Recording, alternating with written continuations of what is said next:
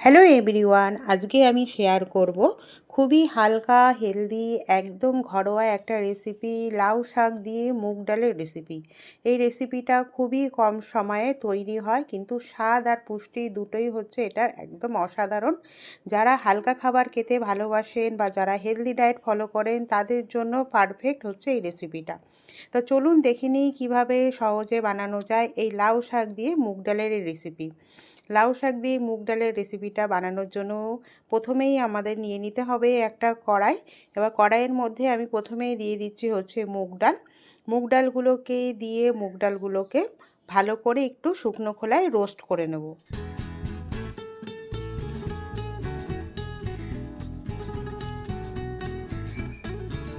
দারুণ একটা healthy recipe, আপনারা অবশ্যই আমার এই রেসিপিটা ফলো করে বাড়িতে ট্রাই করবেন। আশা করছি আপনাদের সবার খুবই ভালো লাগবে। তো দেখুন মুগ ডালগুলো আমার হালকা করে কিন্তু রোস্ট হয়ে গেছে। আমি মুগ ডালগুলোকে এবার কড়াই থেকে নামিয়ে নিয়ে এগুলোকে ভালো করে প্রথমে মুগ ডালটাকে ধুই নিই। আমি মার্কেট থেকে কেনা মুগ ডাল এভাবেই এনে এটাকে কড়াইতে দিয়ে ধুয়ে ভেজে নিচ্ছি। ভেজে নিয়ে এবার এটাকে ধুয়ে নেবো ভালো করে। মুগ ডালটাকে একটু ঠান্ডা করে তারপর ধুয়ে নিয়ে এবার কড়াইতে দিয়ে দিলাম হচ্ছে জল, পরিমাণ মতন জল দিয়ে দিলাম। এবার এর মধ্যে অ্যাড করে দেবো হচ্ছে ধুয়ে পরিষ্কার করে ভেজে রাখা মুগ ডালগুলোকে দিয়ে মুগ ডালগুলোকে আমি কড়াইয়ের মধ্যে সেদ্ধ করে নেব। আপনারা চাইলে মুগ ডালটাকে কিন্তু প্রেশার কুকারেও ভালো করে সেদ্ধ করে নিতে পারেন গ্যাস বাঁচানোর জন্য। এবার হচ্ছে এর মধ্যে দিয়ে দিলাম হচ্ছে লবণ। মুগ ডাল একটু সেদ্ধ হতে সময় লাগে, ওর জন্য প্রেশার কুকারে চাইলেও সেদ্ধ করে নিতে পারেন। এবার ডাল সেদ্ধ করার সময় যে ডালের উপরে যে ফেনাগুলো থাকে ফেনাগুলোকে কিন্তু ভালো করে তুলে দেবো। এবার এর মধ্যে আমি অ্যাড করে দিলাম হচ্ছে কিছুটা কাঁচা লঙ্কা আর হচ্ছে পাকা লঙ্কা। কাঁচা পাকা লঙ্কা আমি হচ্ছে এটা মিশিয়ে দিলাম, আপনারা কাঁচা লঙ্কাও দিতে পারেন। এবার দিয়ে ডালটাকে দেখুন আমি ভালো করে সেদ্ধ করে নিয়েছি। ডালটাকে আমি পুরো 80% মতন সেদ্ধ করে নিয়েছি। এবার আমি এর মধ্যে দিয়ে দিলাম হচ্ছে লাউ শাকগুলোকেও আমি কিন্তু একটু ধুয়ে লাউয়ের ডাঁটাগুলোকে আমি একটা প্রেশার কুকারে দিয়ে হালকা করে একটা সিটি দিয়ে নিয়েছি। আর হচ্ছে সেই জলটা কিন্তু ফেলে দিইনি, জলটা এর মধ্যে দিয়ে দিলাম। আপনারা চাইলে একেবারে হচ্ছে ডালের সাথেও সেদ্ধ করে নিতে পারেন। আমি একটু আলাদা করে ডাঁটাটাকে সেদ্ধ করে নিয়েছিলাম। এবার উপরে দিয়ে দিলাম হচ্ছে পাতাগুলো, লাউ শাকের কচি কচি যেই পাতাগুলো হয় সেই পাতাগুলো এবার এর মধ্যে দিয়ে এবার এগুলোকেও ভালো করে ডালের সাথে সেদ্ধ হতে দেবো। ডালটা কিন্তু আমার সেদ্ধ হয়ে গেছে, কিন্তু পুরোপুরি সেদ্ধ হয়নি। 80% মতন কুক করা অবস্থায় আমি এর মধ্যে লাউ ডাঁটা আর সেদ্ধ করা ভাপিয়ে নেওয়া লাউ ডাঁটাটা আর তার সাথে দিয়ে দিয়েছি হচ্ছে লাউ পাতা দিয়ে এবার এগুলোকে ভালো করে ফুটতে দেবো। লাউ শাক মুগ ডাল দিয়ে লাউ শাক কিন্তু খুবই অসাধারণ লাগে, কিন্তু খেয়াল রাখতে হবে লাউ শাক হচ্ছে বেশি সেদ্ধ হয়ে গেলে সেই লাউ শাকের টেস্ট পাওয়া যায় না, তাই সেদ্ধ করার সময় এটা কিন্তু খেয়াল রাখতে হবে।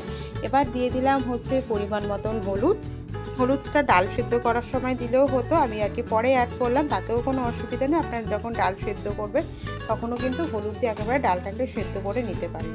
এবার হলুদটাকে দিয়ে এবার এগুলোকে ভালো করে ফুটতে দেবো, যাতে হচ্ছে পাতাগুলো খুব ভালো করে সেদ্ধ হয়ে যায়।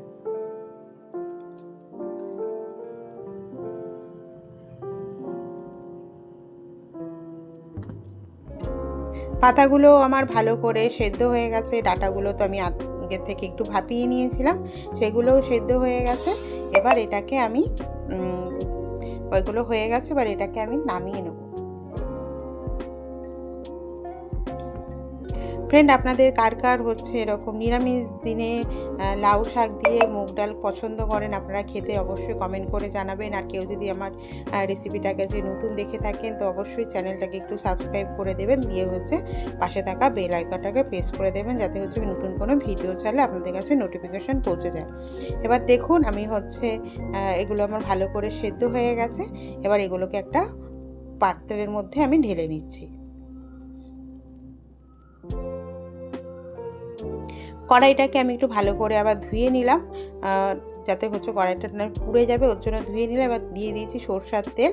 এবার ফোড়নে দিয়ে দিচ্ছি হচ্ছে শুকনো লঙ্কা, তার সাথে আমি এখানে অ্যাড করে দিচ্ছি হচ্ছে পাঁচফোড়ন দিয়ে ফোড়নটা যখন ভালো করে রেডি হয়ে যাবে, ফোড়ন থেকে যখন একটা সুন্দর স্মেল ছেড়ে যাবে, তখন আমরা এর মধ্যে অ্যাড করে দেব হচ্ছে লাউ শাক আর হচ্ছে সেদ্ধ করা লাউ শাক আর হচ্ছে মুগ ডালগুলো।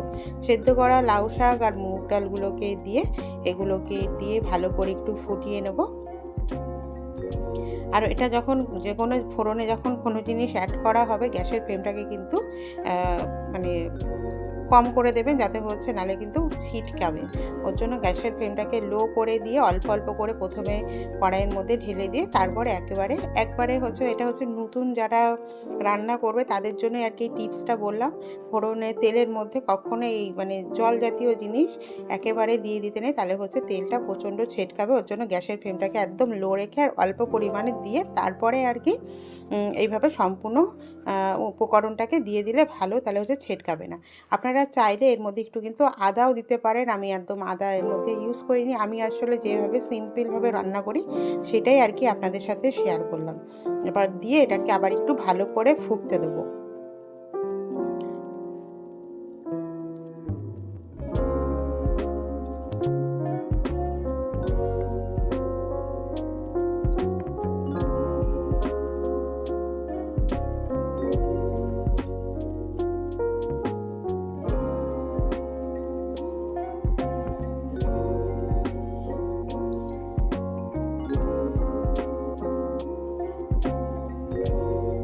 নিরামিষ দিনে গরম ভাতের সাথে কিন্তু অসাধারণ যাবে এই রেসিপিটা। আপনারা অবশ্যই বাড়িতে একবার ট্রাই করে দেখবেন।